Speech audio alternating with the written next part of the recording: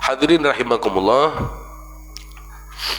manusia hidup di dunia ini tidak bisa lepas dari dua hal. Hablun minallah dan hablun minan nas.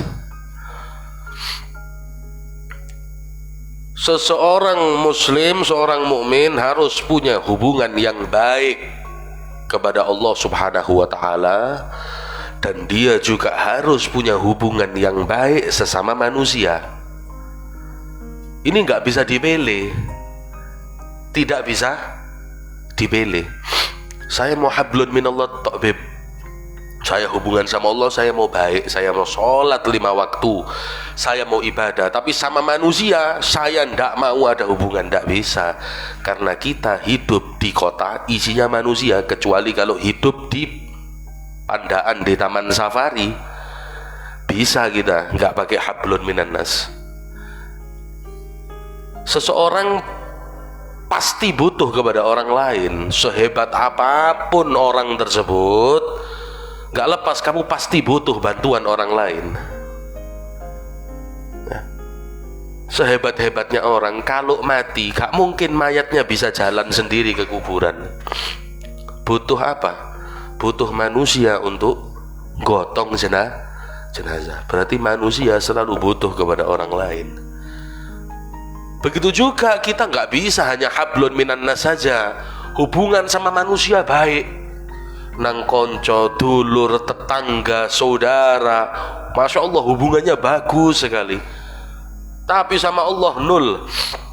La sholat, wala puasa, wala ngaji, babar belas, gak sama sekali.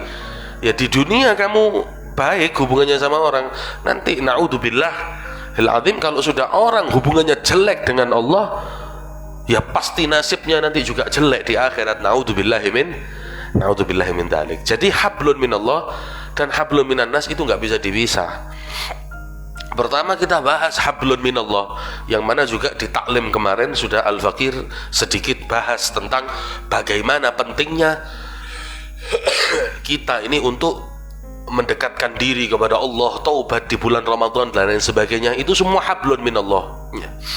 Bagaimana kita jaga sholat kita, bagaimana kita jaga kebersihan hati kita, kita jaga mata kita dari kemaksiatan. Ini semua hablun minallah, urusan dengan Allah.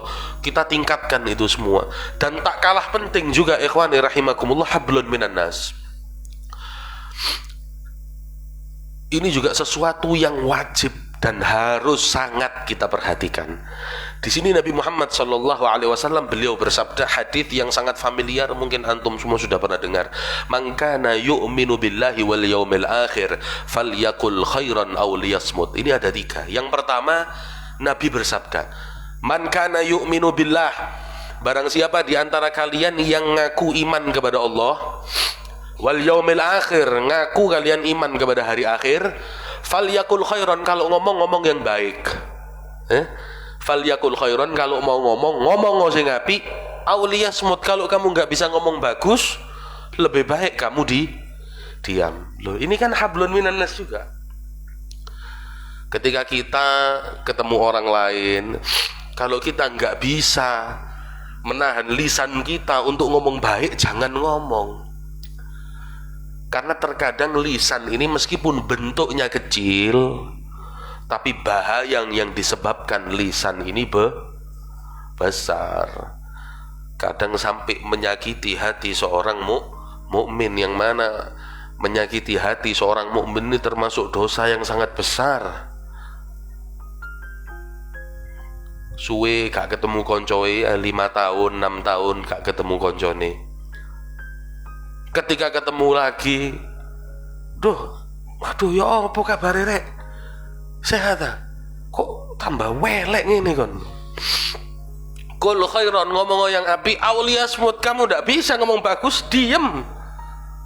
Wis diem, jangan ngomong, daripada omonganmu hanya menyakiti orang lain. Terkadang sesuatu yang mungkin di mulut kita terdengar hanya bercanda, tapi menggores perasaan daripada orang lain ya. Ada orang pasangan baru menikah, ada orang laki-laki ya, belum menikah ditakoni, ya apa kapan rabi?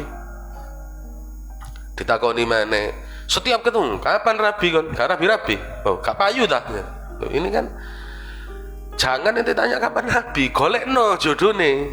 Ya, tindakan, carikan jodohnya, tunjukkan. Nah, iki lho ana wong wedok gelem itu baru begini. Tapi lek syukur mek takon tok ben gitu, ya apa kapan rabi? Ya apa kapan rabi? Ini orang yang ditanya beban mental seperti ini sudah pernah ada yang sambat sama saya ini, stres. Ditanya kayak gitu terus. Engkau akhirnya subhanallah sudah menikah ini orang. Menikah oleh 3 wulan ditakoni mana? Ya apa gak meteng-meteng Kapan? Gak pindu anak Na'udzubillahi min dzalik. Orang ini mana ataupun tidak, apa untungnya buat antum? Gak ada. Gak ada sama sekali, kecuali kalau kita ngasih resep. Syuf, ana punya resep kalau inti pingin cepet hamil itu caranya begini. Ada bagus. Ya, itu ada manfaatnya. Tapi kalau hanya sebatas fudul dan merendahkan saja, liasmut, lebih baik kamu diam, nggak usah ngomong. Bahkan na'udzubillahi min dzalik, sampai ada omongan-omongan kadang di koncone gak meteng-meteng, mandul lah kon. Loh, omongan apa ini? Ini omongan apa ini? Omongan keluar dari lisannya orang yang nggak punya iman kepada Allah Subhanahu wa ta'ala, ya. Jadi yang dimaksud Nabi falyakul khairan aw liyasmut mungkin salah satunya ini. Bagaimana kita belajar untuk interaksi yang baik kepada orang. Ya. Anak itu ngomong begitu, Beb, hanya di lisan saja. Hati anak tidak ada niatan begitu. Insan nahkum bidzahir, manusia itu menghukumi zahir. Sopo sing iso maca hatimu? Kan begitu. Saya di hati niatnya baik, saya tidak tahu hatinya sampean. Kan begitu.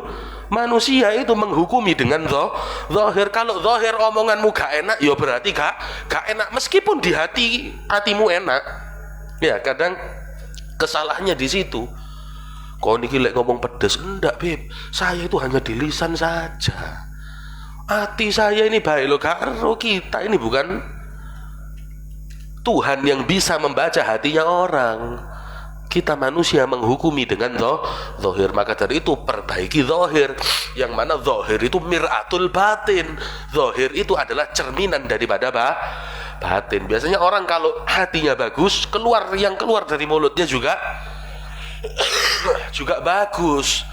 Biasanya orang kalau hatinya jelek, yang keluar dari mulutnya juga sesuatu yang jelek. Na'udzubillahi min dzalik. Nah, ini adalah sesuatu untuk kita perhatikan. Kadang memang terkesan remeh, tapi perlu untuk kita perhatikan bagaimana cara interaksi dengan orang dengan baik.